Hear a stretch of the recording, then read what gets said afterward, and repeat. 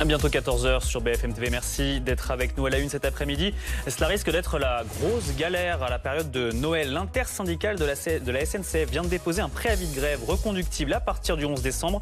Les différentes organisations protestent contre le démantèlement de la filiale marchande du groupe ferroviaire. La colère qui gronde toujours en Espagne, 10 jours après le début des inondations meurtrières près de Valence. La situation sanitaire reste préoccupante pour tous les sinistrés et les recherches de disparus se poursuivent. Dans ce climat, les habitants désœuvrés manifesteront tout à l'heure à 18 h. Et puis nous irons également dans cette édition au Sable d'Olonne. Nous sommes à 24 heures du grand départ de la 10e édition du Vendée Globe. Plus de 300 000 spectateurs sont attendus demain sur le port. Nous serons en ligne dans un instant avec des navigateurs et des navigatrices. C'est donc l'information de la journée. Va-t-il y avoir une galère monstre dans les transports pour Noël? L'ensemble des syndicats de la SNCF appellent à une grève illimitée à partir du 11 décembre prochain. Ils protestent contre le démantèlement de la filiale fret de la SNCF. On va retrouver Edgar Becquet à la gare Montparnasse à Paris. Edgar, comment réagissent les voyageurs que vous avez rencontrés à cette annonce?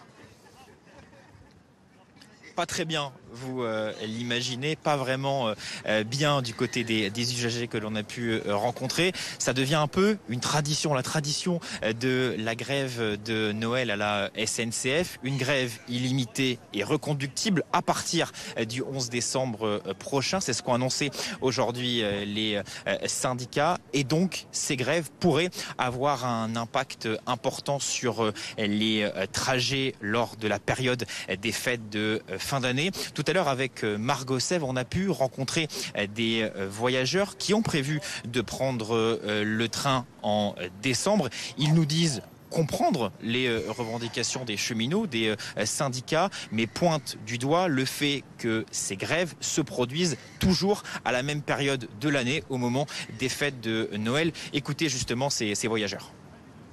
Pas sûr de pouvoir avoir son train pour aller voir sa famille. En fait, pendant les fêtes de fin d'année, c'est un peu compliqué. Oui, il y a d'autres alternatives. Le covoiturage, le bus, voilà, en fait, on y arrive toujours. C'est un peu la même rengaine tous les ans, j'ai l'impression. Après, certainement que la cause est louable, mais ils veulent se faire entendre également à cette période-là. C'est certainement leur seul moyen de se faire entendre. Donc, je peux comprendre, mais ça va embêter pas mal de monde.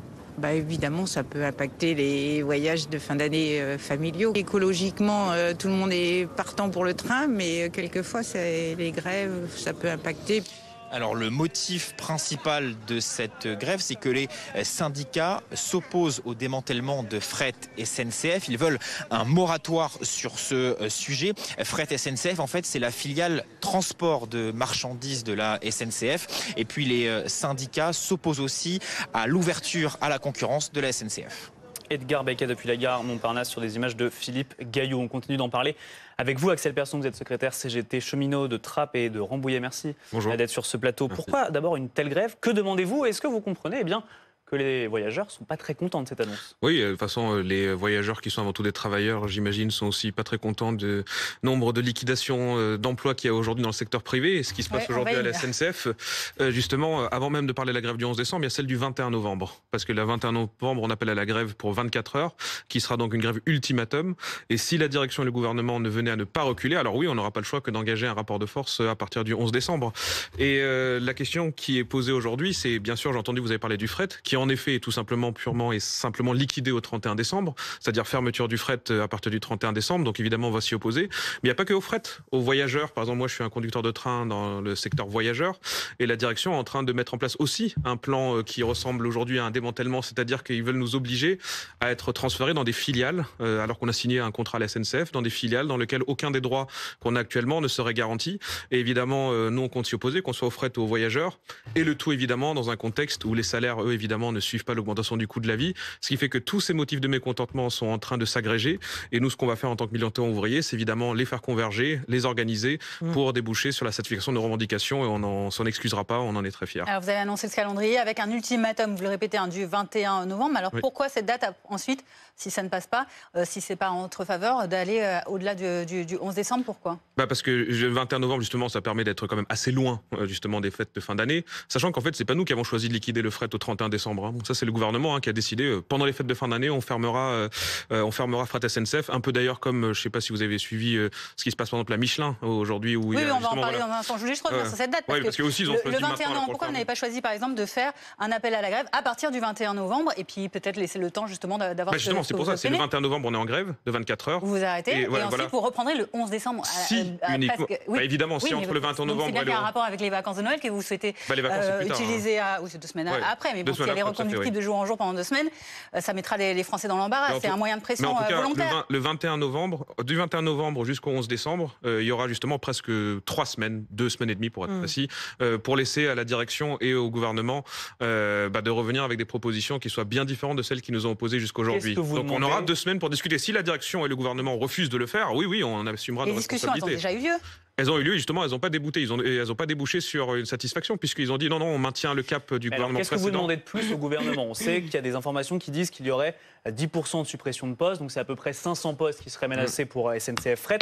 Vous dites quoi? Purement et simplement, si vous supprimez des postes, on ira au bout et on fera grève jusque le 11 décembre et peut-être après? Il n'y a pas que la question des suppressions de postes. Mais par ailleurs, en effet, la suppression des postes, elle est un peu hallucinante quand on regarde le motif. C'est-à-dire que la Commission européenne, la direction et le gouvernement précédent, le gouvernement actuel a décidé de maintenir cette politique, ont obligé Fret SNCF a cédé ce qu'ils appellent les 23 trafics les plus rentables. Ils ont dit on a identifié les 23 trafics les plus rentables de Fret SNCF. Ils doivent être obligatoirement basculés à des opérateurs de droit privé.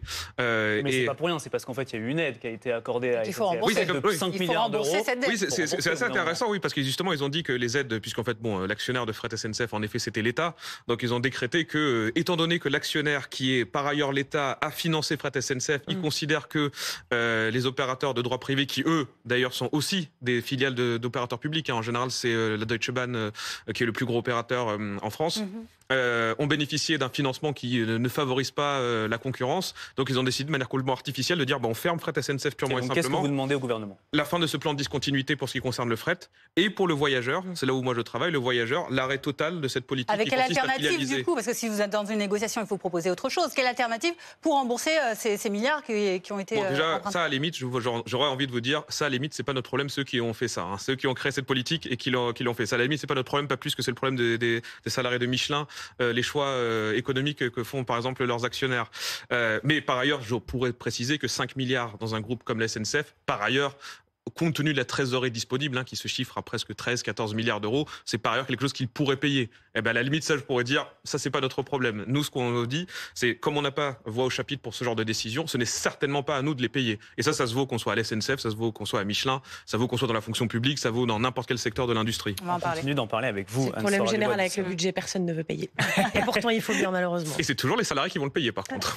Et du coup, Anne, on sait que les conflits sociaux à la SNCF sont des conflits sociaux explosifs pour n'importe quel gouvernement, finalement. Oui, parce qu'en général, en plus, quand il y a des perturbations très importantes du transport, notamment pendant les fêtes de fin d'année, en termes d'impact électoral, d'impact d'image, c'est plutôt le gouvernement qui trinque que les syndicats ou les grévistes. Et ça, c'est plutôt...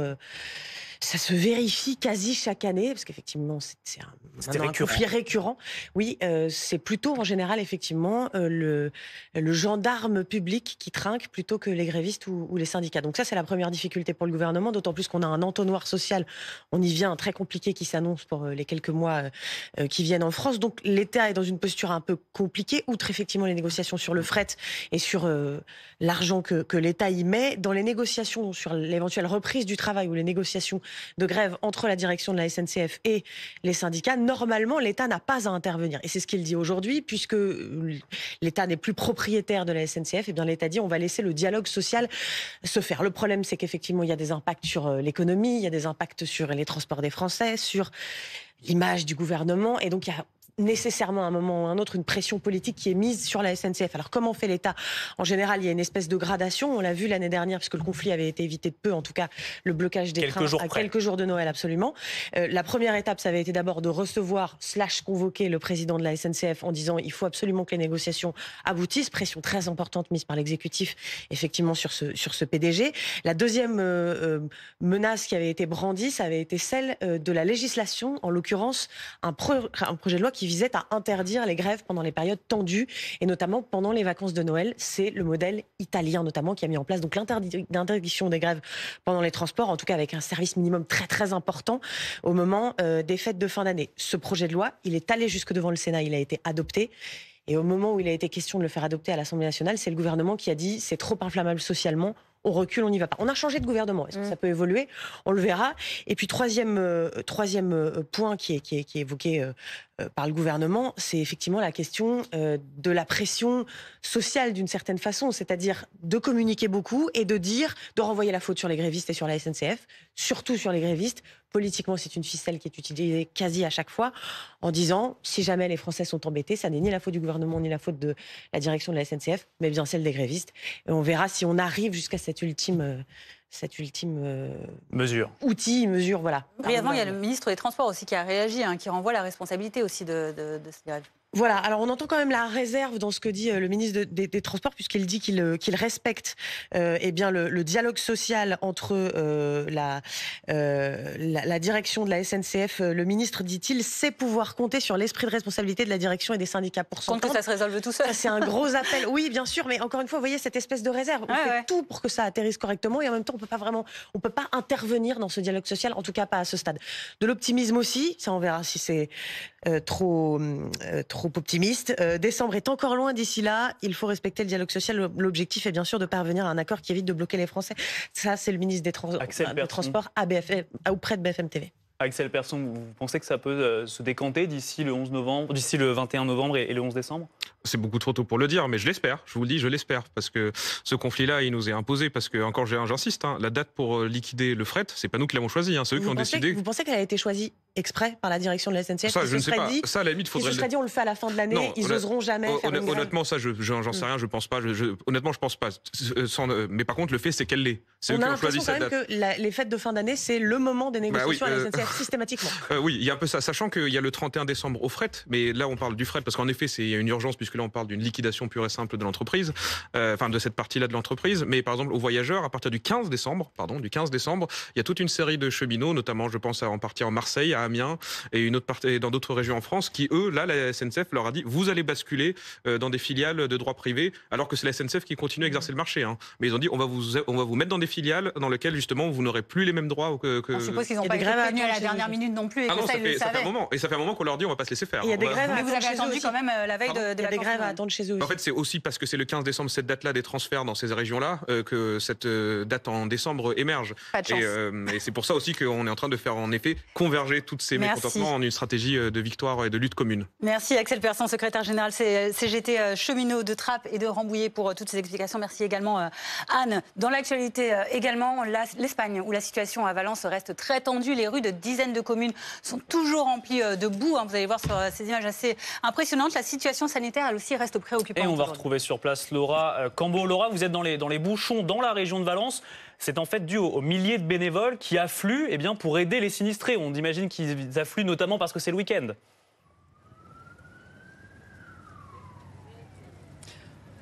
Non, pas seulement, puisque ces dizaines de milliers de bénévoles viennent quotidiennement, même en semaine, depuis maintenant 10 jours. Vous le voyez, soit ils viennent à pied, ils marchent plusieurs kilomètres depuis le centre-ville de Valence, soit en effet, ils viennent avec leur voiture, ce qui occasionne ces terribles bouchons sur plusieurs kilomètres. Il y a ces bouchons qui sont aussi occasionnés par le fait que la moitié de la route est bloquée, dédiée au passage des véhicules d'urgence, car on voit passer beaucoup d'ambulances, des ambulances qui viennent notamment apporter des médicaments aux personnes âgées qui sont bloquées à l'intérieur de ces villes sinistrées. Les ambulances qui viennent aussi aider tous les blessés, car la situation reste chaotique à l'intérieur de ces villes avec de la boue absolument partout. En tout cas, ce que je peux vous dire, c'est que les habitants sont très en colère. Il devrait être plusieurs milliers à se rendre à la manifestation organisée à partir de 18h dans le centre-ville de Valence, à l'appel d'une quarantaine d'associations et de syndicats. Des syndicats dont les appels sont largement relayés sur les réseaux sociaux. Et cette manifestation, elle a un seul mot d'ordre, maçonne démissionne. Tous les Espagnols ici demandent la démission du président du gouvernement de Valence, qui est notamment en charge de cette crise. Il déplore la gestion de la crise avant, pendant et après, avec les Espagnols qui sont notamment très en colère avec les attaques répétées entre le gouvernement socialiste et le gouvernement conservateur de Valence. Les Espagnols qui sont complètement exaspérés et qui n'en peuvent plus de cette situation. Merci Laura Cambo pour toutes ces explications avec Léa Caboche. Vous êtes au sud de Valence en Espagne, donc pour suivre cette situation pour BFM TV à 14h14. Dans le reste de l'actualité également, ce grand départ de la 10e édition du fameux Vendée Globe. Ce sont plus de 300 000 spectateurs qui sont attendus rien que demain sur le port des Sables d'Olonne avant le départ de ces voiliers pour cette course autour du monde en solitaire sans assistance. Une ambiance de folie donc sur place, mais le Vendée Globe c'est avant tout du sport. Et on va retrouver Léna Marjac qui est sur place pour BFM TV. Léna, vous êtes avec une navigatrice car il y aura 6 femmes qui vont participer au grand départ demain. Oui, tout à fait. 6 femmes qui vont prendre le départ. Alors, on va aller voir tout de suite Justine Métro qui vient d'arriver à son bateau, l'IMOCA, qui est juste à côté de nous. Justine Métro, bonjour, vous êtes d'origine suisse. Bonjour, vous allez participer à votre premier Vendée Globe. Ce sera demain, départ à 13h02. Comment on se sent là à quelques heures de ce grand départ? Ça va encore, mais c'est vrai que la pression, elle commence un peu à monter et on attend le départ de la course qui sera un peu une libération une fois qu'on se retrouve en mer tout seul sur notre bateau. Qu'est-ce qu'on fait justement dans ces dernières heures, cette dernière nuit aussi, on l'appréhende un petit peu ou pas? On espère pouvoir bien dormir, profiter de la dernière vraie nuit à terre qui sera normalement la dernière avant à peu près 80 jours. Donc il faut essayer d'en profiter. Et puis la dernière journée, elle est surtout consacrée à la météo, faire le suivi avec les routeurs à terre qui peuvent encore nous aider jusqu'au moment jusqu'à quelques minutes avant le départ. Donc on essaie de profiter de leur expérience. Et puis vu que nous on a encore un peu de sollicitations médias et autres, il y a une équipe à terre qui peut se consacrer à ça à 100%. Et puis ça nous permet d'être bien au clair sur la météo des premiers jours de course. Justement, on va parler rapidement quand même de cette météo de demain parce qu'on annonce pas beaucoup de vent. Est-ce que c'est des conditions que vous aimez ou vous aurez préféré partir directement, entre guillemets, un peu dans le dur ? Non, moi je sais que normalement j'arrive à plutôt bien gérer les conditions dures, mais c'est vrai que sur le départ où on est 40 bateaux à devoir franchir une ligne en même temps avec beaucoup de bateaux spectateurs qui seront sur l'eau, là effectivement les conditions s'annoncent calmes et nous ça nous permet d'enlever une part de stress parce que on sait que toute cette phase là elle se fera dans des conditions maniables avec des bateaux qui seront pas trop rapides et ce sera un peu plus sous contrôle et ça permet du coup de partir un peu sereinement et de rentrer aussi tranquillement dans la course. Et alors c'est ce qu'on disait juste avant ce direct là, c'est que vous êtes l'une de ces 6 navigatrices qui prend le départ, c'est un record. Ça fait plaisir de voir que la voile, que le Vendée Globe, il y a autant de skippeuses aujourd'hui. Oui, alors c'est bien, c'est vrai que 6 c'est le même nombre que sur l'édition précédente. Par contre cette fois on est plus de participants, donc en pourcentage c'est un peu plus faible qu'en 2020. Les choses évoluent, mais on voit qu'il y a encore besoin de travail pour que les femmes continuent leur carrière au haut niveau, qu'il y ait de plus en plus de passerelles pour amener à l'IMOCA et à des courses comme le Vendée Globe. Donc j'espère que ça va continuer à se développer et que sur le prochain Vendée Globe, s'il y avait une dizaine de femmes au départ, là ce serait une vraie belle étape de franchie. Merci beaucoup Justine. Voilà Justine Métro qui prendra donc le départ de son premier Vendée Globe et retenez bien, départ demain à 13h02 depuis les Sables d'Olonne ici. Merci pour ce rappel. Léna Marjac en direct donc des Sables d'Olonne avec Justine Métro à vos côtés. Donc parmi ces skippeuses, le ministre des Sports également, Gilles Averroux, c'était tout à l'heure aux Sables d'Olonne pour voir tous ces beaux voiliers, vous voyez, qui attisent la curiosité de centaines de milliers de visiteurs durant ces week-ends. Et pour lui, cela est tout à fait comparable à cette ambiance magique que l'on a vécue cet été avec les JO. C'est vraiment l'ambiance des Jeux Olympiques, 90 000 personnes qui viennent chaque jour ici depuis l'ouverture du village. On sent vraiment une communion entre les gens, une sérénité. Ils attendent pendant 4 heures pour passer le contrôle et il n'y a pas du tout d'énervement. Il y a des étoiles dans les yeux en regardant à la fois les bateaux, les skippers. On retrouve cet enthousiasme qu'on avait pendant les Jeux Olympiques. Ça fait du bien et ça démontre que le sport est fédérateur et que s'il y a un secteur dans lequel on doit investir, c'est bien dans celui du sport parce que ça permet à des gens très différents de se rencontrer, de partager une passion et de passer des bons moments ensemble. Et on continue d'en parler avec vous. Romain Athanasio, vous êtes skipper sur le voilier Fortinet Best Western à 24 heures du grand départ. Est-ce que les derniers réglages sur votre voilier sont terminés? Est-ce que vous êtes serein? Oui, ça y est, là, tout est embarqué. Ça sent même le produit nettoyeur dans le bateau. Donc, en général, quand c'est ça, c'est bon signe. C'est vraiment que on n'a même plus le droit de monter avec les chaussures, là. Alors, on le disait, hein, il faut le rappeler pour ceux qui commencent peut-être à s'y intéresser, même si c'est bien connu maintenant, cette course, elle est incroyable, le Vendée Globe. Hein, c'est la course la plus difficile au monde, avec ce tour du monde en voilier, en solitaire, sans escale, sans assistance. Comment on s'y prépare ? C'est sûr que pour nous, marins, c'est le Graal. Hein, les montagnards veulent gravir l'Everest, les marins, c'est le Vendée Globe, c'est la course qui nous fait rêver depuis qu'on est petit. Ça fait 4 ans que moi je la prépare. C'est mon 3e et j'ai préparé celui-ci les derniers jours de l'arrivée du précédent, vous voyez. En général, c'est un peu nos Jeux Olympiques à nous, vous en parliez juste avant. C'est tous les 4 ans et c'est la course ultime. Donc on a chaque année une grande course, la Transat Jacques Vabre, la Route du Rhum, mais en vrai, l'objectif final, c'est le Vendée Globe.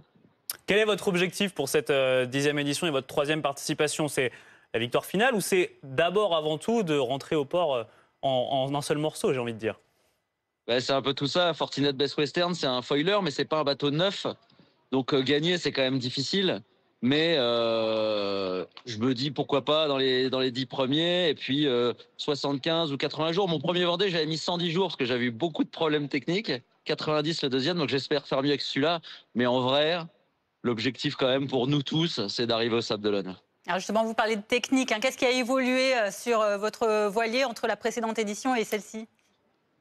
Eh bien, les foils. En fait, c'est aujourd'hui nos bateaux, c'est des foilers. Je peux vous montrer si vous voulez. Ah oui, volontiers. Vous le voyez ici, c'est ces grandes moustaches qu'on a de chaque côté et qui permettent de faire décoller le bateau à haute vitesse. Et ça va beaucoup plus vite que les bateaux à dérive comme celui que j'avais avant. Donc alors par contre, c'est beaucoup plus violent, ça tape énormément. On a un casque sur la tête, des bouchons dans les oreilles. Mais par contre, les sensations sont dingues. Par contre, dans la mer, c'est vrai que c'est assez... les sensations sont assez dingues. Je peux vous dire que dans le noir, quand le bateau il redescend dans une vague, ça fait un peu comme dans l'ascenseur, là, quand on a le cœur qui remonte. On imagine. Merci beaucoup Romain Attanasio d'avoir été avec nous et de nous montrer ces belles images de votre foiler comme vous le nommez. Une information à vous donner puisque demain dès 8h le grand départ du Vendée Globe sera à suivre tout au long de la matinée sur BFM TV. Grand départ prévu à 13h02 et en direct sur BFM TV dès 12h50. Restez avec nous dans un instant dans notre journal de 14h30. Nous reviendrons sur la colère des sinistrés de la région de Valence 10 jours après ces inondations qui ont fait plus de 200 morts et 78 disparus. L'heure est au nettoyage toujours pour des habitants qui se sentent délaissés par les autorités.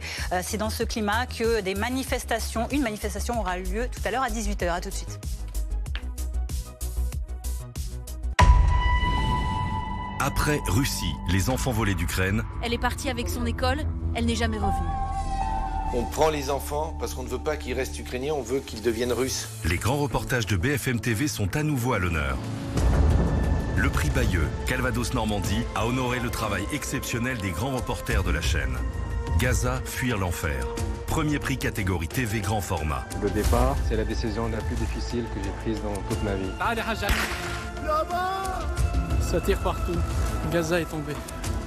Mais aussi le document coup de poing Kharkiv, la mort en face. Prix des lycéens et deuxième prix Amnesty International. Quand des militaires sont tués, c'est déjà un drame, mais quand c'est des civils et des enfants, c'est encore plus difficile. 3 reportages exceptionnels de BFM TV à voir et à revoir sur RMC BFM Play.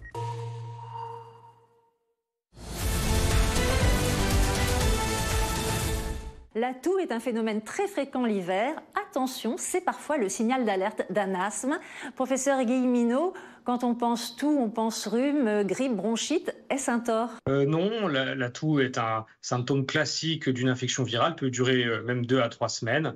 Il faut s'inquiéter si elle persiste plus longtemps. Ça peut être un asthme, et notamment s'il y a des essoufflements ou des sifflements associés. Donc la toux seule peut être aussi un signal d'alarme d'un asthme ? Dans certains cas, oui, ça peut suggérer un asthme.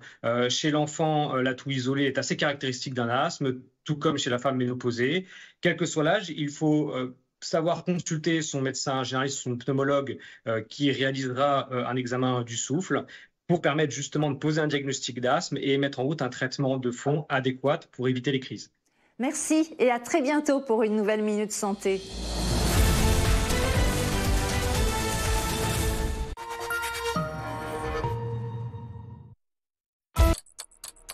C'était le moment de prendre soin de votre santé.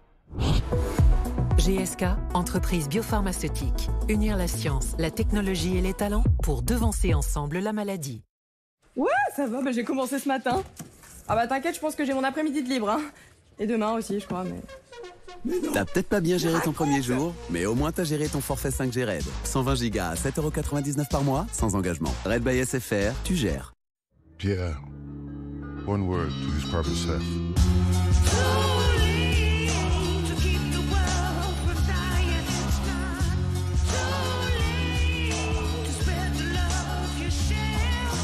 So, one word about yourself. Original, le nouveau parfum pour homme, Lacoste. Ils sont rares, les rebelles, les créateurs de rêves. Ils vivent dans l'ombre, créent les notes les plus puissantes, écrivent les mots les plus forts.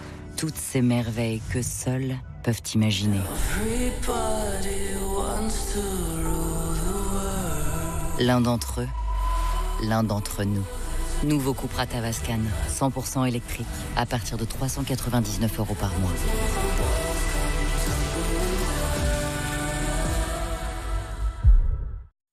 Les amis, je vous présente le chef Alex. Alex, les amis. Bonjour. Salut Alex. Elle est incroyable cette cuisine. C'est qui? Darty. On commence? Sublime. Merci chef. Oh oui, c'est très bien. Ah mince, la place est prise. Il n'y a aucun mélange de saveurs, c'est un four rosière. Ah bon? En vrai, la cuisine, c'est qui? Darty, chef. Bon, je vous ai livré tous mes petits secrets. À vous maintenant. La cuisine, c'est qui? C'est vraiment Darty. Chef. Et oui, Darty fait aussi des cuisines, avec un choix incomparable de cuisine et d'électroménager de grandes marques. Et en plus, la pause est offerte. J'ai la solution pour faire travailler mon argent et préserver mon karma. Semaine paire, j'investis dans le pétrole. Semaine impaire, dans les énergies vertes. Du génie. Ou pas. À la Maïf, on a plus efficace et sans compromis. Notre assurance vie responsable et solidaire et performante. Maïf, assureur militant. C'est l'histoire de Anna, qui profite de chaque voyage pour retomber amoureuse de Pierre. De Léa, qui dit toujours « Qu'importe la destination, tant qu'il y a du sang ». Celle de Sarah et Jean, qui n'avaient pas prévu d'accueillir un nouveau passager. Et celle de Jack, le tout petit dernier de la famille. Et vous, quelle sera votre histoire avec Volkswagen? En ce moment, profitez de l'Apollo à partir de 129 € par mois. Volkswagen. Resserrez les distances et accélérez la cadence. Allez, préparez-vous, embarquez. Vous êtes couvert à l'arrière. Groupe AGPM, l'expert prévoyance militaire. Chez Honda, nous concevons qu'en choisissant l'une de nos voitures, vous choisissez un partenaire de vie. Mais nous concevons surtout que quel que soit le modèle choisi, vous devriez toujours pouvoir compter sur lui. Chez Honda, nous concevons cela depuis 75 ans. Découvrez la gamme électrifiée Honda conçue pour durer. En ce moment, le HR-V hybride est à partir de 249 € par mois et jusqu'à 10 ans de garantie moteur offerte.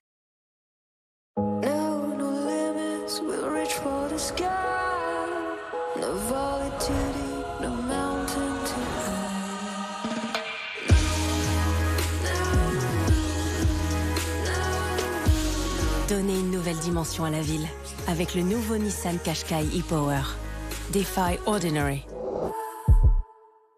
Avec la motorisation e-Power, passez à l'hybride réinventé. Nissan vous offre jusqu'à 8 ans de garantie avec la garantie Nissan Privilège. Le futur de la banque, c'est de gérer ses investissements en même temps que son épargne et ses dépenses. Et message à nos amis banquiers, bon courage pour suivre le rythme. Téléchargez l'application Revolut dès maintenant. Vendez-moi cette voiture. Cette voiture va de 60... Non, désolé. Oh. Ah. Vendez-moi cette voiture. Quando è stata l'ultima volta che ti sei innamorato? Dovresti provarla. Nouvelle Alfa Romeo Junior. Redécouvrez l'amour. Découvrez Alfa Romeo Junior Electrica ou Hybrida à partir de 250 € par mois.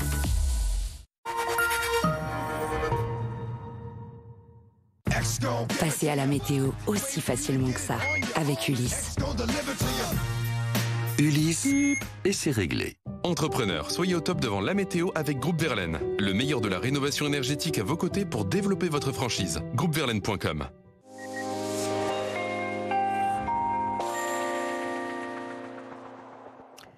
Absence totale de neige pour le moment encore sur les reliefs, comme ici du côté de Samoins en Haute-Savoie. Mais elle arrive, cette neige. Ce sera pour le milieu de la semaine prochaine, dès la moyenne montagne des 1000 mètres d'altitude sur l'ensemble des reliefs. On va voir tout cela dans le détail. En attendant, on s'intéresse à cette vigilance orange sur la Haute-Corse. On attend beaucoup de pluie dans le courant de l'après-midi et surtout dans le courant de la soirée et dans le courant de la nuit.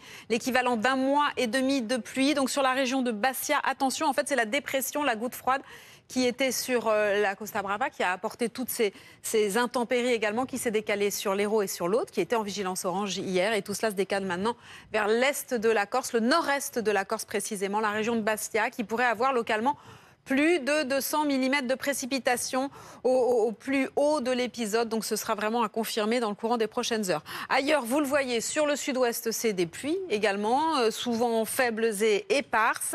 Donc on surveille évidemment la situation sur le nord-est de la Corse. Et puis toujours cette grisaille, pas de changement sur une bonne moitié nord du pays, avec localement quelques bruines près des côtes de la Manche. Dans l'est, c'est plus ensoleillé. Un rapide coup d'œil à vos températures pour cet après-midi, avant la baisse marqué du milieu de la semaine prochaine. Il fait encore 12 à Paris et 21 degrés sur le sud de la Corse. Vous avez regardé la météo aussi facilement que ça avec Ulysse. Ulysse, et c'est réglé. C'était la météo avec Groupe Verlaine, installateur de panneaux photovoltaïques garantis à vie avec contrat de maintenance. Groupe Verlaine, le climat de confiance. 14h30 sur BFM TV, à la une de l'après-info. La colère qui gronde toujours en Espagne, 10 jours après le début des inondations meurtrières près de Valence. La situation sanitaire reste préoccupante pour les sinistrés, toujours à la recherche de disparus.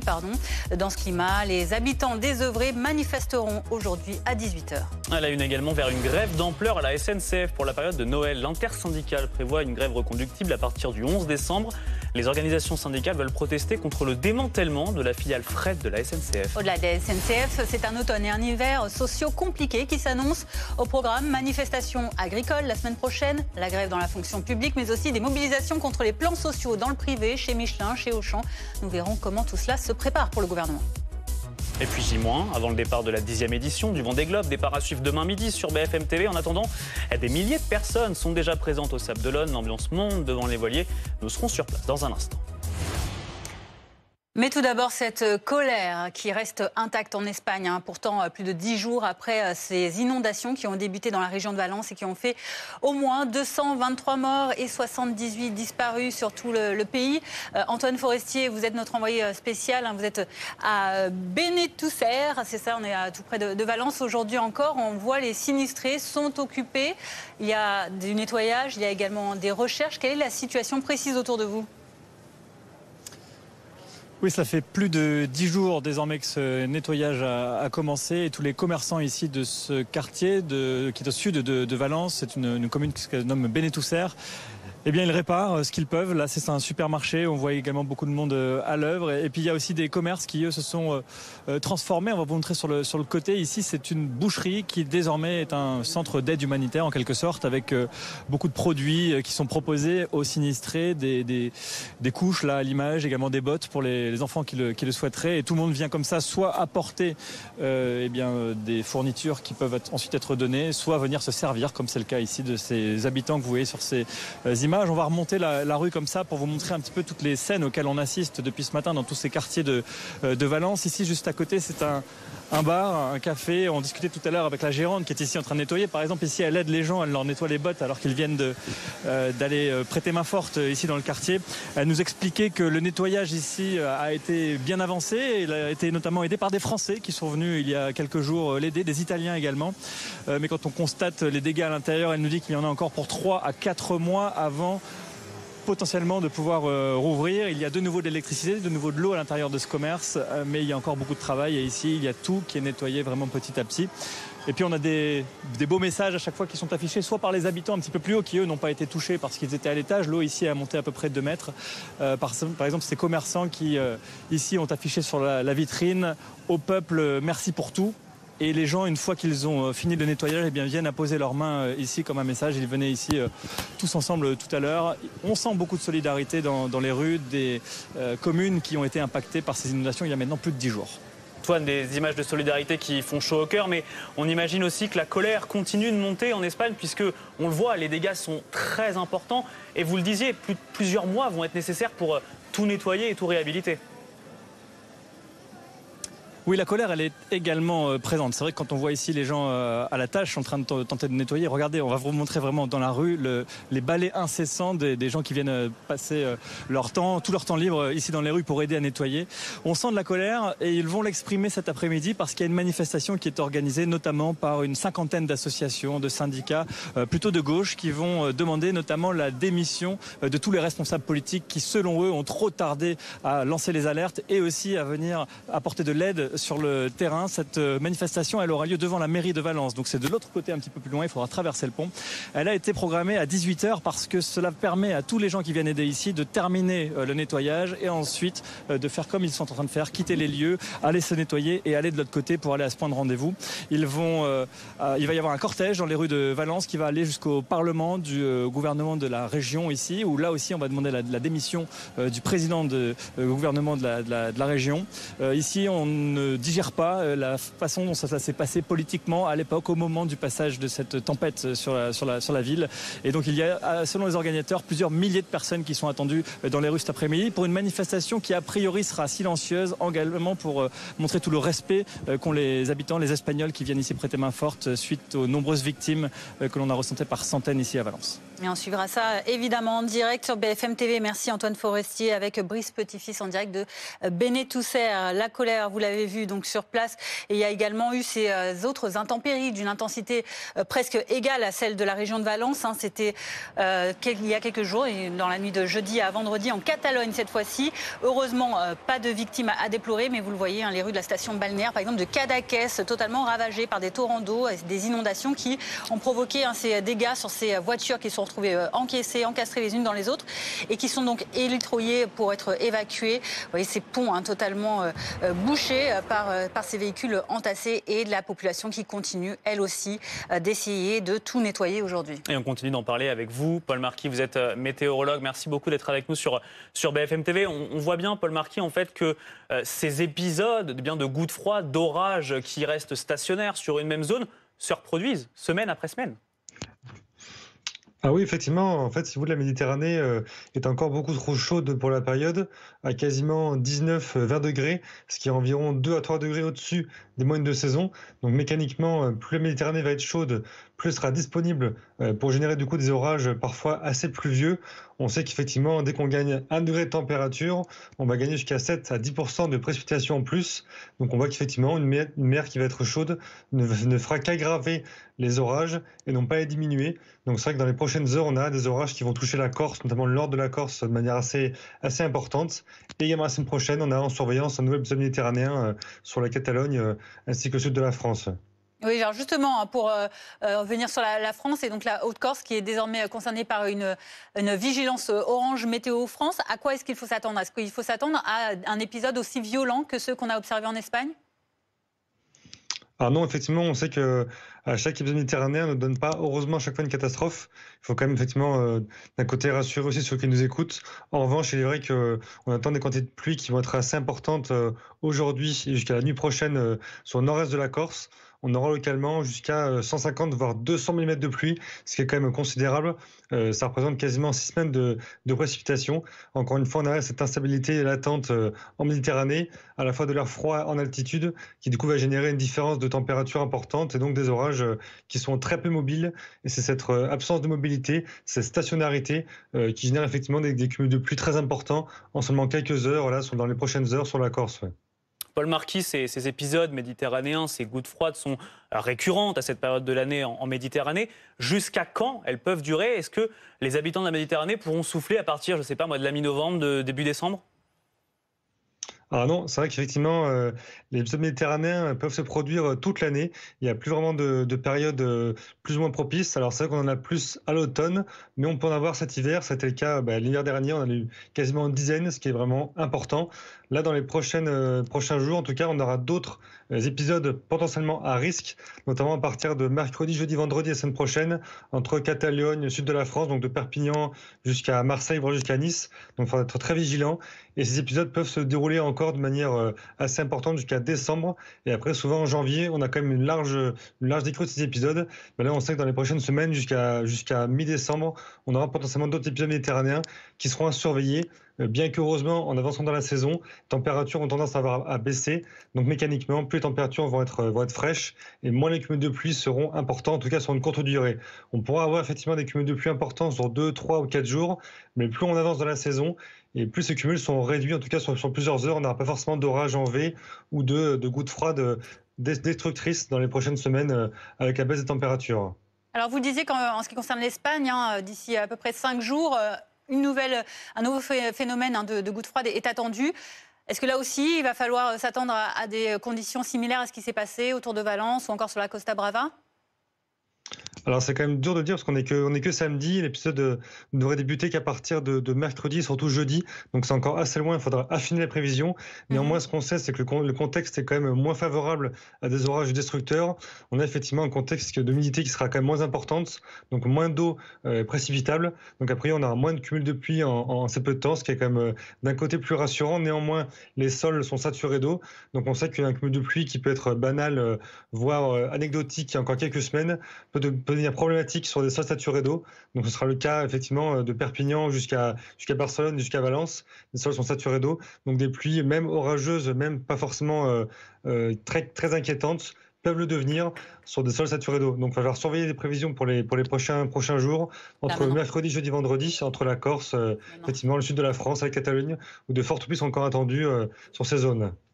Merci beaucoup Paul Marquis d'avoir été avec nous sur BFM TV. Dans le reste de l'actualité, les vacances de Noël sont-elles compromises ? Tous les syndicats de la SNCF appellent à une grève illimitée et reconductible à partir du 11 décembre prochain, contre l'annonce du démantèlement de la filière de transport de marchandises de la SNCF, le fret SNCF. Et ils réitèrent en premier ultimatum leur mobilisation qui sera le 21 novembre. Ouais, alors on va voir comment ça se traduit dans les gares. Marine Mulset, vous êtes notre reporter sur place à la gare de Montpellier. Vous êtes auprès des voyageurs qui ont appris donc cette nouvelle. Alors il y a déjà le 21 novembre et puis il y aura donc à partir du 11 décembre potentiellement des grèves reconductibles. Comment ils prennent la nouvelle ? Eh bien écoutez, on a appris la nouvelle à certains voyageurs tout à l'heure qui n'étaient pas du tout au courant et le moins qu'on puisse dire c'est qu'ils étaient décontenancés parce que déjà ce week-end il n'y a pas de train sur cette ligne qui va en direction de Paris parce qu'il y a des travaux sur la ligne à grande vitesse et donc en plus la grève qui s'ajoute à cela, eh bien ils étaient plutôt mitigés. Il y a cette voyageuse qui doit prendre le train le 17 décembre prochain qui m'a dit qu'elle était un peu embêtée parce qu'elle ne sait pas si elle pourra le prendre ou non et que ça lui est déjà arrivé l'année dernière. Mais globalement, les voyageurs sont plutôt mitigés. À la fois, ils comprennent que les agents SNCF fassent grève pour revendiquer leurs droits, mais en même temps, ils se disent que les voyageurs qui prennent le train sont un peu pris en otage. Je vous propose d'écouter cette voyageuse à qui on a posé la question tout à l'heure. Je pense que c'est un peu une guerre sans fin. En même temps, je comprends les travailleurs qui aussi ont envie de se faire entendre, mais aussi les voyageurs qui ont envie de voir leur famille pour les fêtes. Et je pense que pour trouver une entente des deux côtés, c'est compliqué. Et donc je le rappelle, vous l'avez dit, grève le 21 novembre et à partir du 11 décembre, celle-là, elle est illimitée et reconductible.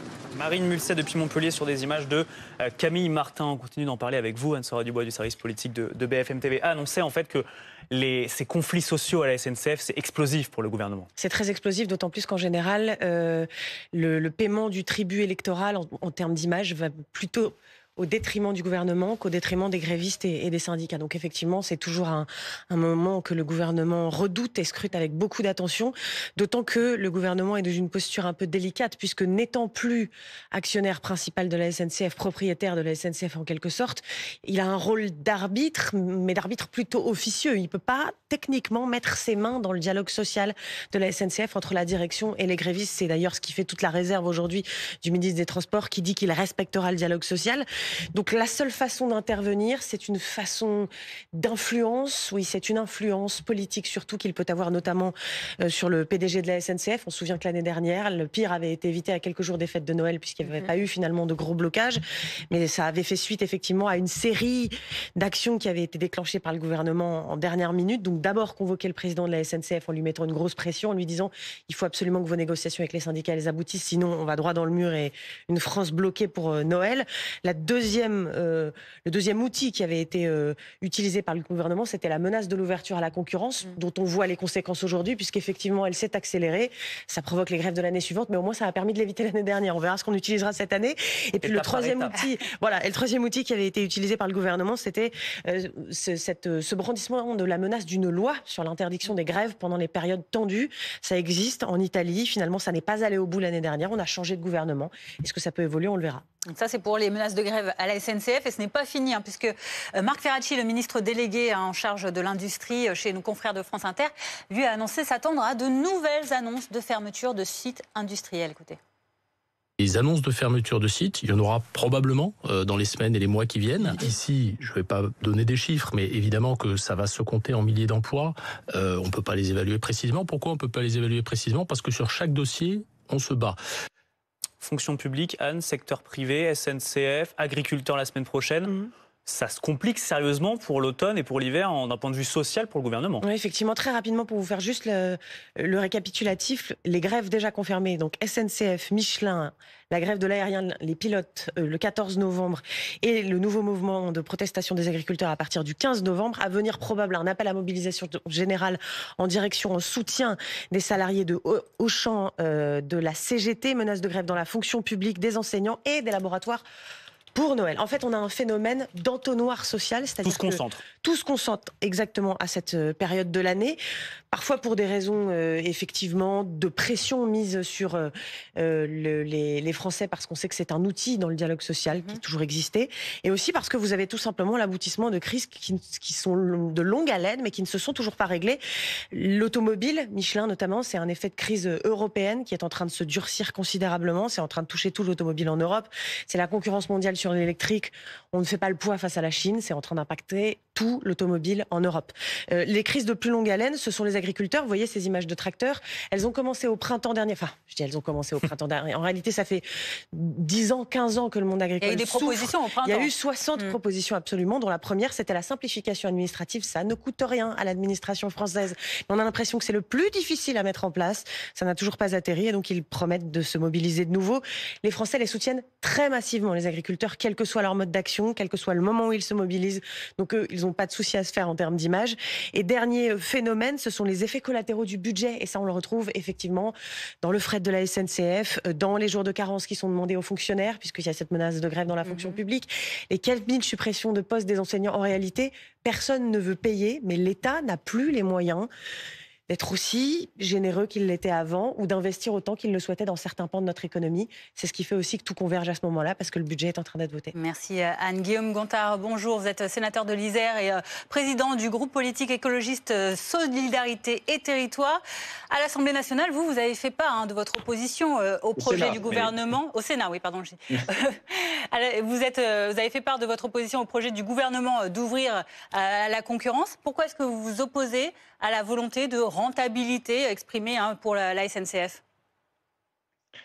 D'abord parce que l'ouverture à la concurrence, on l'a vu notamment pourquoi il y a eu ce préavis de grève, c'est notamment pour Fret SNCF. Fret SNCF, dont l'ouverture à la concurrence, c'est 2006. Et donc, on voit bien les conséquences de cette ouverture à la concurrence qui sont catastrophiques en réalité. Là, on est en train de démanteler totalement Fret SNCF. On est en train de créer des filiales, de vendre à la découpe, en fait, Fret SNCF. Et surtout, le résultat, c'est quoi aujourd'hui? C'est qu'on transporte encore moins de marchandises par le train que par le camion. Donc, on a une politique qui va totalement à reculons, qui va en marche arrière. 6 mois, on m'expliquait que l'ouverture à la concurrence apportait quelque chose. On a eu l'exemple quand même de l'électricité. Est-ce que l'ouverture à la concurrence du réseau, notamment d'EDF, est-ce que ça a apporté quelque chose en termes d'investissement, en termes de tarifs? Non, ça ne fonctionne jamais et pourtant on continue à marche forcée. Donc moi je pense que les salariés et les agents de la SNCF ont raison d'alerter, ont raison de tirer la sonnette d'alarme et je rappelle que c'est un préavis de grève pour décembre et donc ce qu'ils appellent, c'est à l'ouverture l'ouverture d'un véritable dialogue social. Ce qu'ils appellent, c'est un moratoire sur notamment la question de fret SNCF et qu'on puisse tous se mettre autour de la table et travailler correctement sur l'avenir du fret, sur l'avenir du transport ferroviaire. Oui, mais Guillaume Gontard, vous savez pourquoi en fait ce démantèlement de la SNCF Fret a eu lieu? C'est parce qu'il y a eu plusieurs aides données par l'État, plus de 5 milliards d'euros sur plusieurs années, et on ne peut pas les rembourser aujourd'hui. Il faut bien à un moment que quelqu'un paye. Donc il faut bien qu'il y ait des conséquences sur cette société-là. C'est d'abord les conséquences d'un choix politique. La France, le gouvernement français pouvait garder une entité entièrement publique, à la fois pour le transport de voyageurs, à la fois pour le fret. Non, le choix a été fait justement de partir sur une ouverture à la concurrence en 2006, effectivement de tuer à petit feu ce qu'était fret SNCF, et effectivement avec aujourd'hui une situation financière qui est catastrophique, et donc l'État qui vient à la rescousse. Mais il faut se dire aussi que si on veut avancer sur le fret, et le fret c'est quoi? C'est aussi une manière de lutter contre le réchauffement climatique, de décarboner nos transports. Il va falloir évidemment mettre des moyens, mais aussi, on le sait, par exemple sur des wagons isolés, c'est pas des choses qui sont forcément rentables dans l'immédiat, qui sont rentables en termes de pollution de l'air, qui sont rentables pour la lutte contre le réchauffement climatique, mais qui sont pas forcément rentables financièrement dans l'immédiat. Et donc c'est tout simplement pour ça aussi qu'à un moment donné, il va falloir qu'on ait une politique du long terme, du moyen terme, ce qu'on n'a pas aujourd'hui. On fait de la politique à la petite semaine. Merci beaucoup pour votre commentaire, Guillaume Gontard, sur BFM TV.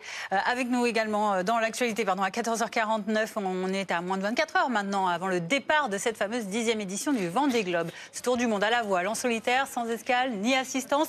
Alizé Voisin, au-delà du sport, le Vendée Globe, c'est aussi un événement très, très, très populaire. Il y a 300 000 visiteurs qui sont attendus rien que pour la journée de demain, 1 million sur le week-end. On imagine autour de vous l'engouement au Sable d'Olonne qui doit monter en puissance. Oui, qui monte en puissance et ça va continuer de monter jusqu'à demain, jusqu'au départ donné à 13h02, parce qu'il y a 4 ans, il n'y avait pas de spectateurs, c'était le Covid. Alors aujourd'hui, je peux vous dire, les spectateurs, ils sont contents de retrouver ces monocoques, ces bateaux, ces skippers aussi. Et je suis avec Agathe. Agathe, tu as 17 ans, tu es venue de Paris exprès. En 2020, tu ne pouvais pas venir, il y avait le Covid. Bon, c'est quoi l'ambiance? Tu es contente de voir le départ demain? Est-ce que tu as un préféré, un favori? Oui, mon favori, c'est Konrad Coleman, car du coup, il y a 8 ans, j'ai eu l'occasion de ne pas voir le départ malheureusement, mais j'ai pu voir les skippers et il avait proposé de faire un mot à ma maîtresse pour que je puisse louper les cours et voir le départ, mais malheureusement j'ai dû aller en cours. T'as pas loupé l'école là du coup? Non, du coup non. Une grosse ambiance qui s'annonce demain. Peut-être une information quand même, Agathe elle a 17 ans, mais la plus jeune des skippeuses qui part, elle a 23 ans, Violette d'Orange, son premier Vendée Globe, départ demain avec 40 skippers donc. Alizé Voisin depuis les Sables d'Olonne avec Louis Gagnepin. Restez bien avec nous dans un instant, nous reviendrons sur cette annonce. Le 11 décembre prochain, préavis de grève lancé par l'intersyndicale de la SNCF, grève qui pourrait être reconductible. Passez à la météo aussi facilement que ça, avec Ulysse. Ulysse, et c'est réglé. Entrepreneurs, soyez au top devant la météo avec Groupe Verlaine. Le meilleur de la rénovation énergétique à vos côtés pour développer votre franchise. Groupeverlaine.com.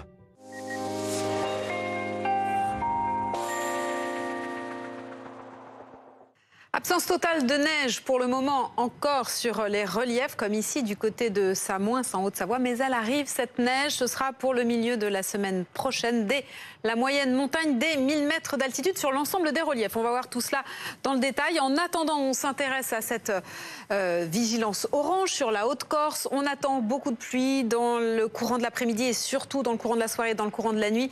L'équivalent d'1 mois et demi de pluie. Donc sur la région de Bastia, attention, en fait c'est la dépression, la goutte froide qui était sur la Costa Brava, qui a apporté toutes ces intempéries également, qui s'est décalée sur l'Hérault et sur l'Aude, qui était en vigilance orange hier. Et tout cela se décale maintenant vers l'est de la Corse, le nord-est de la Corse précisément, la région de Bastia, qui pourrait avoir localement plus de 200 mm de précipitations au plus haut de l'épisode. Donc ce sera vraiment à confirmer dans le courant des prochaines heures. Ailleurs, vous le voyez, sur le sud-ouest, c'est des pluies également, souvent faibles et éparses.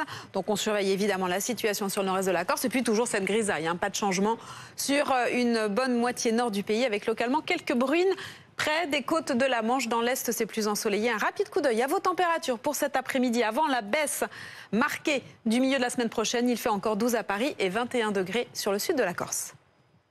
Vous avez regardé la météo aussi facilement que ça avec Ulysse.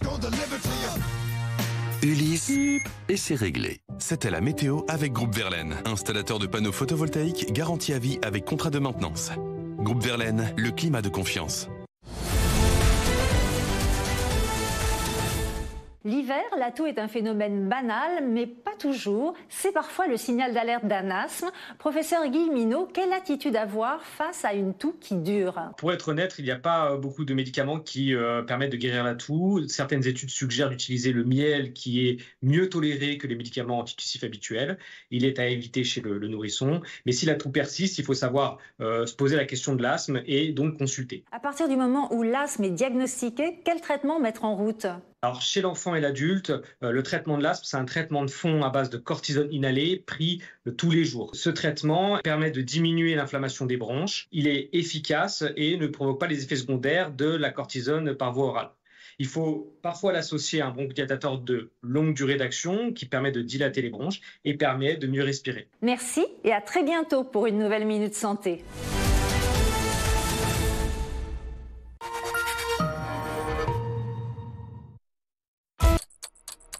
C'était le moment de prendre soin de votre santé. GSK, entreprise biopharmaceutique. Unir la science, la technologie et les talents pour devancer ensemble la maladie. J'ai la solution pour faire travailler mon argent et préserver mon karma. Semaine paire, j'investis dans le pétrole. Semaine impaire, dans les énergies vertes. Du génie. Ou pas. À la Maïf, on a plus efficace et sans compromis. Notre assurance vie responsable et solidaire et performante. Maïf, assureur militant. Qui aime payer plus cher ? Personne. Cette imprimante Epson est équipée de cartouches d'encre de la marque Epson. Ici, la même imprimante équipée de cartouches d'encre de la marque France Tonnerre. Est-ce que ça fait une différence? Non. Aucune. Même nombre de pages imprimées, garantie constructeur préservée. Ah si. Le prix, 69 € contre 14 €.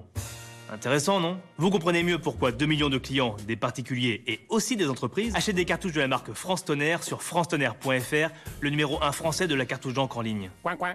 Mois dernier, 4,20 €. Bah t'as économisé le mois d'avant? Moins 3 €. Et avant, 5 €. Faut t'es resté sur l'appli Total Énergie toute la journée ou bien C'est bon, il bosse pas demain là. Mais ouais, je bosse pas demain. Et puis, c'est pas Versailles ici. Hein? Fais des économies de... Papa! Oui, je vous entends. Avec l'appli Total Énergie, maîtrisez votre consommation. Et en ce moment, bénéficiez d'un prix du kilowattheure d'électricité 25% moins cher. Oh, comment elle va celle-là? Qu'est-ce que tu deviens? Je suis mécano maintenant. Ah ouais, ça va, c'est pas trop dur? Ah non, franchement, j'adore. Ouais. Après, il y a des jours, ça bosse dur. Mais quand tu vois l'avion décoller, t'es fier. L'avion. L'armée de l'air et de l'espace recrute et forme à plus de 50 métiers.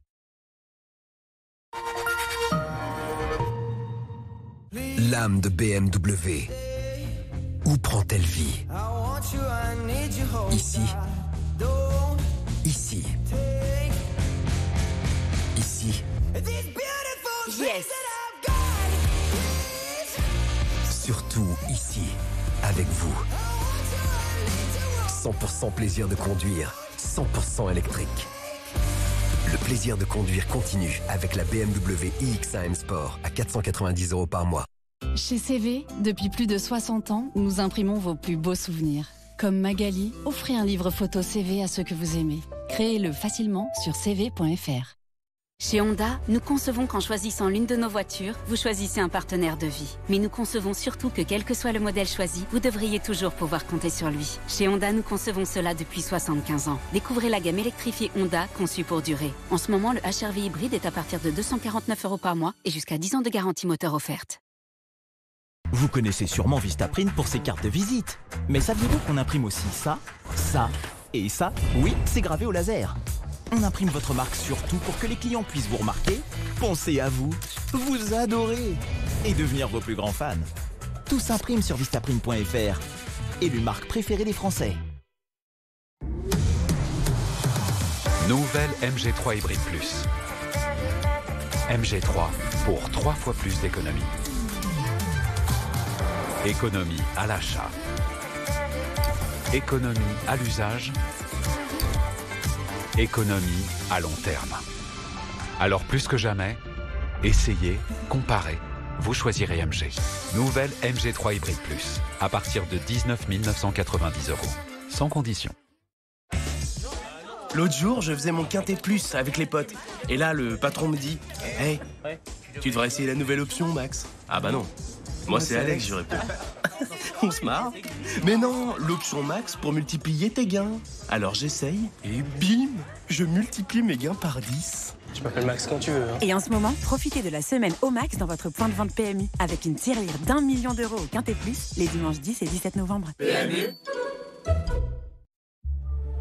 Sans marque ni logo, sans nom, et peut-être même sans pub, cette voiture touche le cœur de tous.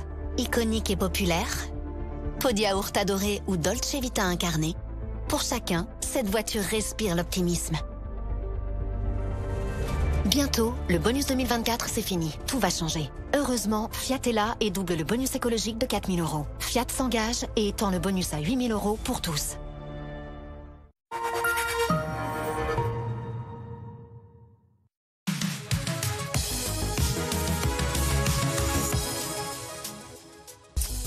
Bientôt 15h sur BFM TV. Merci beaucoup d'être avec nous à la une ce samedi. Cela risque d'être la galère pour prendre le train à Noël. L'intersyndicale de la SNCF vient de déposer un préavis de grève reconductible à partir du 11 décembre. Les différentes organisations syndicales protestent contre le démantèlement de la filiale marchande du groupe ferroviaire. À la une également, la colère qui gronde toujours en Espagne. 10 jours après le début des inondations meurtrières près de Valence, la situation sanitaire reste préoccupante pour les sinistrés et les recherches de disparus se poursuivent toujours. Dans ce climat, les habitants qui se sentent désœuvrés manifesteront tout à l'heure à 18h. Ce sera à suivre sur BFM TV. Et puis nous irons au Sable d'Olonne dans un instant. Nous sommes à 24 heures du grand départ de la 10e édition du Vendée Globe. Plus de 300 000 spectateurs sont attendus. Demain sur le port, nous serons en ligne avec plusieurs marins et ma navigatrice dans un instant. C'est donc l'information de la journée. Va-t-il y avoir une galère monstre dans les transports pour Noël? L'ensemble des syndicats de la SNCF appellent à une grève illimitée à partir du 11 décembre prochain. Ils protestent contre le démantèlement de la filiale fret de la SNCF. Et on va retrouver Marine Mulsé. Vous êtes notre envoyée spéciale à la gare de Montpellier. Comment réagissent les voyageurs que vous avez rencontrés et à qui vous avez fait part de cette annonce? Eh bien, écoutez, on leur a appris la nouvelle et on a senti une certaine lassitude chez certains. Alors déjà, il y a ce couple. Alors eux, ils n'étaient pas du tout d'accord. Il y avait le mari qui, lui, était vraiment très énervé.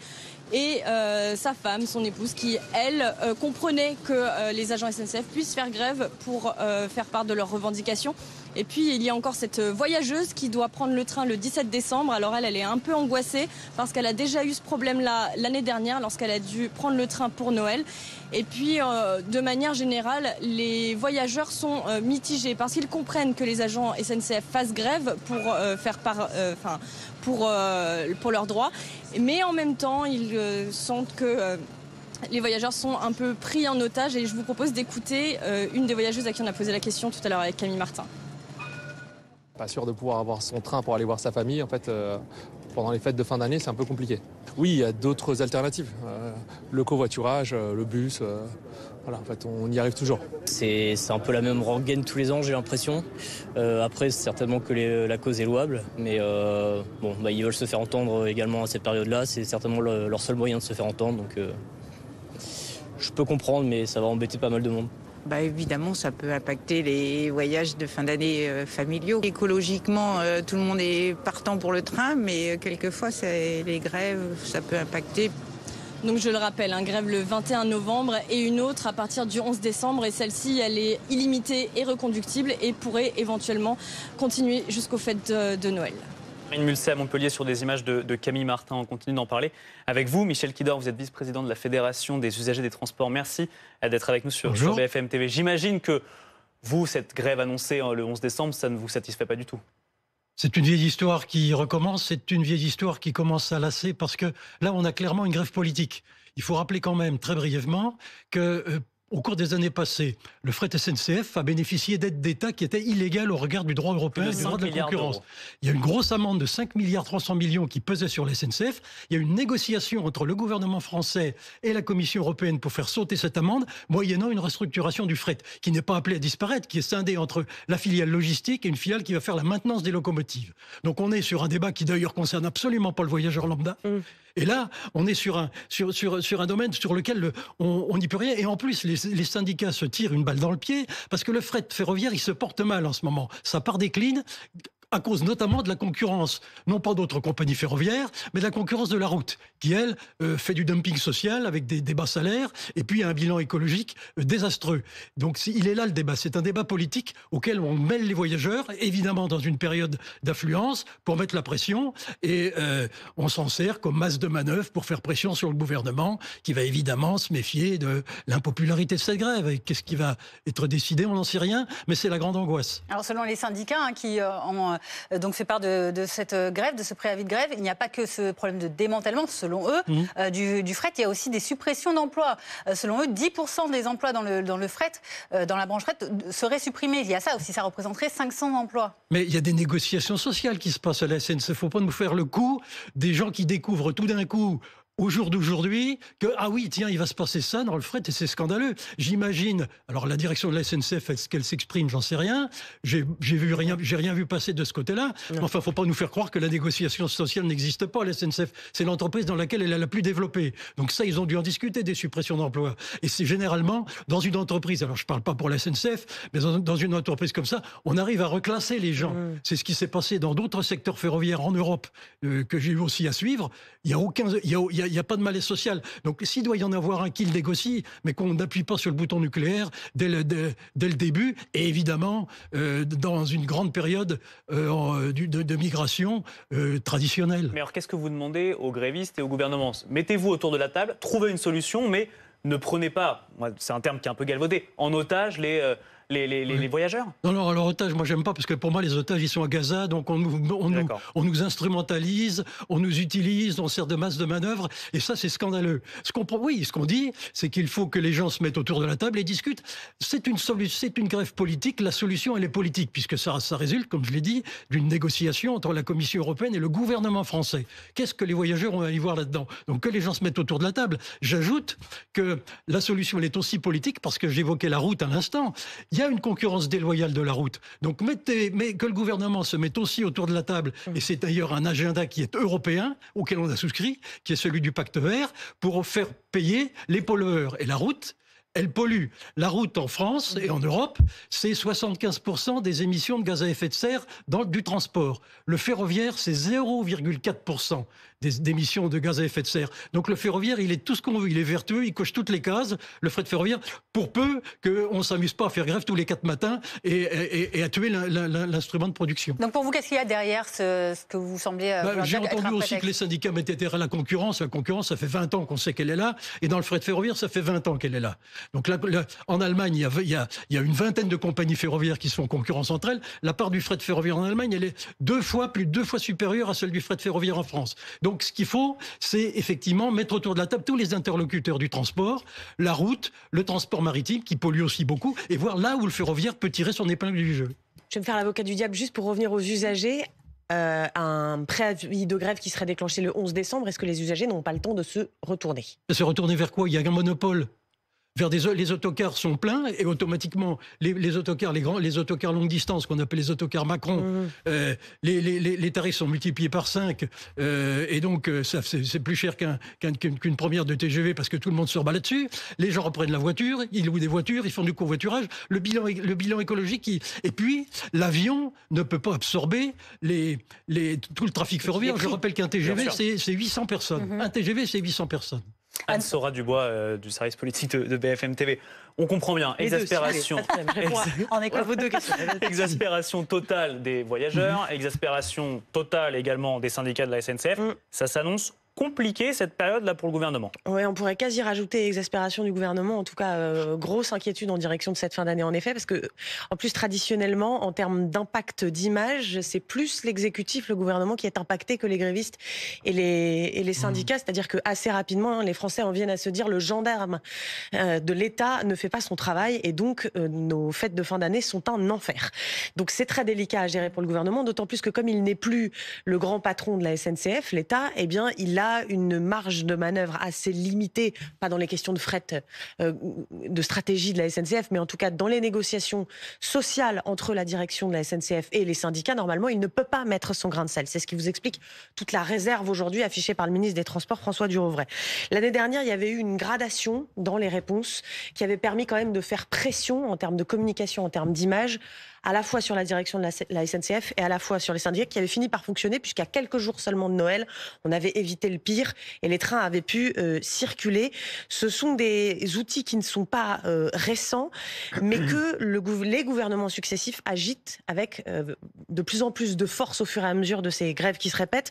D'abord, il y avait eu le président directeur général de la SNCF qui avait été convoqué par le gouvernement. Ensuite, il y avait eu l'argument de l'ouverture à la concurrence qui, de plus en plus, chaque année, est effectivement aussi une réponse à ces grèves. L'État disant, si on a de la concurrence, eh bien, les usagers ont, par définition, des solutions de repli si jamais il y a une grève de la SNCF. Et le troisième élément, c'est la menace d'en passer par la loi pour interdire les grèves pendant les périodes tendues. C'est le modèle italien. Le Sénat avait validé une telle proposition de loi. Finalement, le gouvernement précédent avait reculé, se disant que sur le terrain social, c'était très compliqué. Ça serait sans doute très compliqué. On verra si le gouvernement actuel fait un choix différent. Alors on rappelle juste qu'avant donc ce préavis de grève à partir du 11 décembre, il y a déjà un ultimatum que les syndicats rappellent le 21 novembre. S'ils n'obtiennent pas gain de cause, à ce moment-là, ils se mettront en grève illimitée à partir du 11 décembre. Et puis il y a d'autres contestations sociales surtout qui sont encore prévues dès la semaine prochaine. Les agriculteurs notamment qui manifestent vendredi prochain partout en France, ils estiment que rien n'a changé depuis leur grande manifestation de l'an dernier. Écoutez. À partir de mi-novembre, je pense que ça sera vraiment de la révolte. Mais la crainte de l'accord du Mercosur, tout simplement, qui peut faire exploser la colère des agriculteurs français, parce qu'en une phrase, je vais te le résumer, c'est qu'on va autoriser aux Français autoriser à manger aux Français ce qu'on nous interdit de produire depuis plus de 20 ans en France. Dans cette situation, avec les problématiques qu'on a, on n'arrivera plus à vivre et donc ça veut dire qu'on va finir à poil sur la paille. C'est vraiment un gros questionnement de savoir qu'est-ce qu'on fera demain. Est-ce que la France veut encore de ses agriculteurs ? Anne, colère de la SNCF, colère des agriculteurs. Il y a d'autres colères qui vont s'accumuler dans les prochaines semaines. Oui, on a un hiver social qui s'annonce particulièrement tendu pour le gouvernement. Parmi les mouvements de grève confirmés, il y a la SNCF, effectivement, on le disait.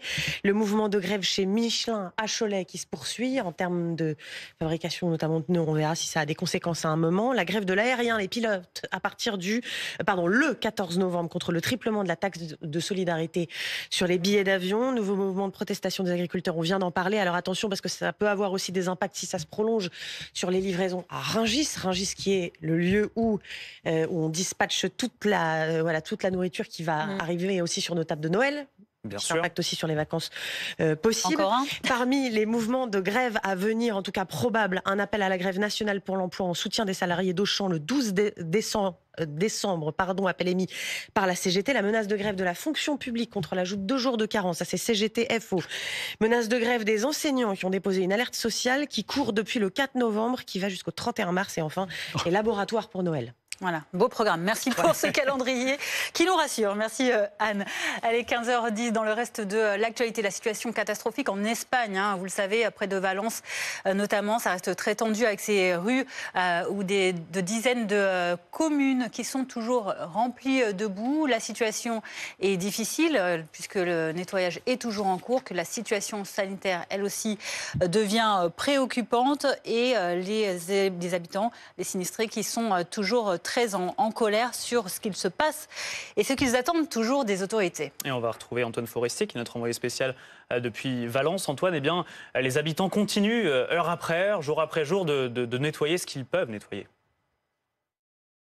Lorsqu'on échange avec ces volontaires ici à Paiporta, au sud de Valence, ils nous expliquent qu'il y en a pour des mois et des mois de travail. Et on le constate avec ces images de Brice Petit-Fils. Ils sont ici depuis des jours avec leur raclette, leur pelle pour dégager cette boue qui est encore toute visqueuse et qui est à l'intérieur des bâtiments, également à l'intérieur des parkings juste en dessous. Il y a également cette solidarité qui s'organise juste à côté avec ces bouteilles d'eau, tous ces produits hygiéniques qui sont à disposition de la population qui en a besoin pour les sinistrés.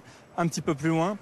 Et il y a donc cette aide humanitaire qui est arrivée ici et toute cette solidarité et également l'armée qui est présente sur place dans ces zones, les pompiers qui sont sur place pour tenter de dégager ces parkings, ces habitations de toute cette boue qui s'est infiltrée. La population ici trouve que cette aide que vous voyez ici, ces militaires, ces pompiers est arrivée beaucoup trop tardivement et c'est pour ça qu'il y a une manifestation qui est organisée tout à l'heure. Elle a été volontairement organisée à partir de 18h parce qu'en général ces opérations de nettoyage elles se terminent vers 16h30, 17h et donc là pour permettre à ces gens d'aller manifester tout à l'heure, eh bien le rendez-vous il est devant la mairie de Valence. Il va y avoir un cortège qui a priori sera silencieux pour également rendre hommage aux victimes.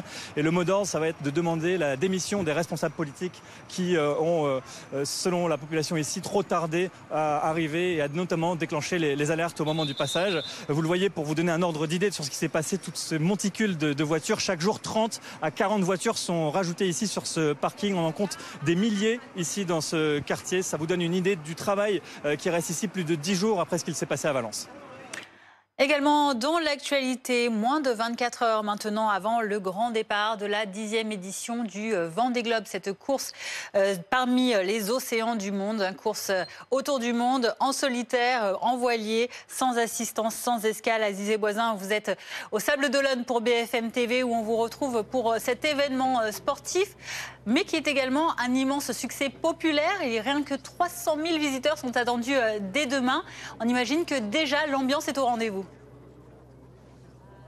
Absolument, des visiteurs qui vont continuer jusqu'à demain 13h02, heure du départ. Il faut s'imaginer qu'en 2020, il n'y avait pas de public à cause du Covid. Alors beaucoup de gens étaient frustrés, mais évidemment, ils vont pouvoir se rattraper demain. Et puis, je voulais quand même vous montrer cette monocoque sur les images de Louis Gagnepin. Regardez, c'est celui de Guirec Soudé. Première participation au Vendée Globe. Dernière vérification, dernier nettoyage pour le grand départ demain. Et je suis avec Laurent. Bon, Laurent, vous participez pas encore au Vendée Globe. Ah ouais, même jamais. Mais vous êtes content de voir le départ, vous êtes venu en famille. Qu'est-ce que vous attendez demain? Est-ce que vous avez un favori? On a tous un favori, on a tous des favoris différents. Je pense qu'on va pas dire qui est. On va éviter de leur porter la poisse. Mais oui, c'est un grand plaisir d'être en famille. C'est un grand plaisir de pouvoir voir ces bateaux en vrai. Au-delà du défi humain, c'est aussi des défis technologiques. C'est pas la première fois que vous venez voir ce départ, mais vous emmenez vos enfants, certains, pour la première fois. Il y a une émotion particulière demain, on imagine. On verra à 13h02. Et on espère qu'il y aura un petit peu de vent. Visiblement pas trop, mais au moins on sera pas malade sur l'eau. Merci beaucoup, profitez bien de la fête. Et donc on vous le disait, un départ demain. Les 46 skippers vont se succéder pour un départ groupé donc à 13h02. Alizé Boissin depuis le port des Sables d'Olonne, donc grand départ demain 13h02. Et le ministre des Sports, Gilles Averroux, était en visite ce midi devant les beaux voiliers de cette 10e édition du Vendée Globe. Selon lui, en fait, c'est l'ambiance des JO qui se reproduit. C'est vraiment l'ambiance des Jeux Olympiques, 90 000 personnes qui viennent chaque jour ici depuis l'ouverture du village. On sent vraiment une communion entre les gens, une sérénité. Ils attendent pendant 4 heures pour passer le contrôle et il n'y a pas du tout d'énervement. Il y a des étoiles dans les yeux en regardant à la fois les bateaux, les skippers. Enfin voilà, on retrouve cet enthousiasme qu'on avait pendant les Jeux Olympiques. Ça fait du bien et ça démontre que le sport est fédérateur et que s'il y a un secteur dans lequel on doit investir, c'est bien dans celui du sport parce que ça permet à des gens très différents de se rencontrer, de partager une passion et de passer des bons moments ensemble. Des bons moments, une liesse populaire, mais le Vendée Globe, c'est aussi du sport, évidemment. Bonjour Alison Mousselon, vous êtes team manager de la Hublot Sailing Team, l'équipe du skipper Alan Roura, qui prendra donc demain le départ, si tout va bien, à 13h02 depuis les Sables d'Olonne. Alors, à 24 heures, moins de 24 heures maintenant de ce grand départ, qu'est-ce que fait votre skipper? Comment il se prépare? Alors là, à moins de 24 heures du départ, le skipper, il est dans sa bulle, il est en train de préparer sa météo et un peu de rentrer dans sa cellule de concentration. Donc, il n'est pas sur le village en ce moment. Alors justement, vous allez-y, je vous en prie, Alison Mousselon, je vous en prie. Non, allez-y. Vous faites partie, vous êtes la team manager de Alan Roura. Qu'est-ce que vous allez faire pendant ces mois de navigation? Vous allez l'aider d'un point de vue logistique, d'un point de vue des cartes météo? Comment vous faites? Alors non, surtout pas. C'est absolument interdit. On a le droit de lui donner aucune information qui pourrait aider sa performance. Donc nous, en fait, on est juste là en soutien. On suit la carto comme tout le monde. En fait, toutes les 4 heures, elle est actualisée. On n'a pas plus d'informations. En revanche, je suis le relais H24 de la direction de course si jamais il arrive un problème à Alan. Donc il y a cette veille permanente, mais on n'a vraiment pas le droit de lui donner le moindre conseil. On peut lui dire allez, lâche rien, mais ça se résume à ça. Alors, au-delà de l'aspect sportif, en ce qui vous concerne, vous et donc cette équipe, il y a une image de marque aussi qui est liée à cette course prestigieuse. Est-ce qu'il y a des enjeux financiers particuliers ? Évidemment, à ce stade du projet, l'enjeu, c'est pour Alan, c'est de repartir pour un tour. Donc, c'est sûr que la performance, une belle performance sur le Vendée Globe ne peut que faire pencher la balance du bon côté pour la suite de sa carrière. Le grand départ demain, c'est l'aboutissement de 4 ans de préparation. Oui, 4 années de courses l'hiver, de courses au printemps, de chantier, voilà, tout tourne comme ça. Et là, c'est vraiment le point d'ordre du projet. Donc on est tous enthousiastes, émus, fatigués un petit peu aussi, mais c'est un peu la beauté du projet, quoi. Merci beaucoup Alison Mousselon, team manager de cette équipe Hublot Sailing. Donc, et on souhaite évidemment le meilleur pour cette course à votre skipper Alan Roura, qu'on suivra donc demain avec ce départ. Regardez, BFM TV sera mobilisé dès 8h du matin pour suivre cet événement du nautisme, avec donc un départ, on l'a dit, à 13h02 précisément, mais dès 12h50 sur notre antenne. Vous pourrez suivre les derniers préparatifs avant de prendre donc le large. À 15h18, on vous emmène également aux États-Unis, car il n'y a pas que l'élection de Donald Trump qui fait l'actualité. Un gigantesque incendie fait rage aux portes de Los Angeles, et vous le voyez, vous allez le voir sur les images, elles sont très impressionnantes. Oui, plus de 130 maisons ont été détruites par les flammes, 8300 hectares de végétation sont littéralement partis en fumée. Néanmoins, bonne nouvelle heureusement ce samedi, les 2400 pompiers mobilisés commencent à contenir l'incendie. Arthur Baudin. Dans cette rue d'un quartier résidentiel de Californie, il ne reste presque plus rien de certaines maisons. Des images satellites, avant-après, montrent l'ampleur des dégâts. Sur leur passage, les flammes ont noirci le paysage. Près de 10 000 personnes ont dû évacuer, des habitants qui ont juste eu le temps de fuir les flammes, emportant avec eux le strict minimum. Nous avons regardé par la fenêtre et nous avons vu beaucoup de fumée dans le canyon et des voitures qui roulaient sur la route avec des klaxons hurlant « Sortez d'ici, sortez d'ici ». Nous avons attrapé le chat et ma femme a dit « Nous devons sortir d'ici maintenant ». Et c'est à ce moment-là que nous sommes partis avec seulement ces vêtements sur le dos. Des résidents désemparés qui cherchent encore ce qui peut être sauvé dans les restes calcinés de leur maison. Nous sommes côte à côte en train de trier les cendres. Les résidents font partie de notre famille. Ce sont des personnes que nous protégeons au quotidien par notre travail. Et cela ne s'arrête pas aux incendies. Nous sommes donc là pour eux. L'incendie, surnommé en anglais Mountain Fire, littéralement feu de montagne, est attisé par la force du vent. Plus de 2000 pompiers sont à pied d'œuvre pour tenter de maîtriser le brasier. Seule une partie de l'incendie est pour l'instant sous contrôle. Des flammes dont la progression est scrutée par des habitants, résignés face à la récurrence des incendies. C'est effrayant, c'est toujours aussi effrayant chaque année.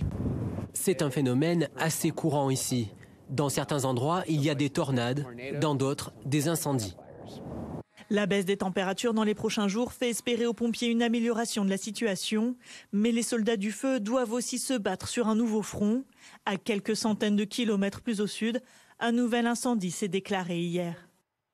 Allez, restez bien avec nous dans un instant. Nous reviendrons sur la situation catastrophique en Espagne, où des rues de dizaines de communes sont encore remplies de boue. Vous voyez sur ces images, les habitants continuent de nettoyer heure après heure ce qu'il y a à nettoyer avant une manifestation prévue cet après-midi à 18h. A tout de suite.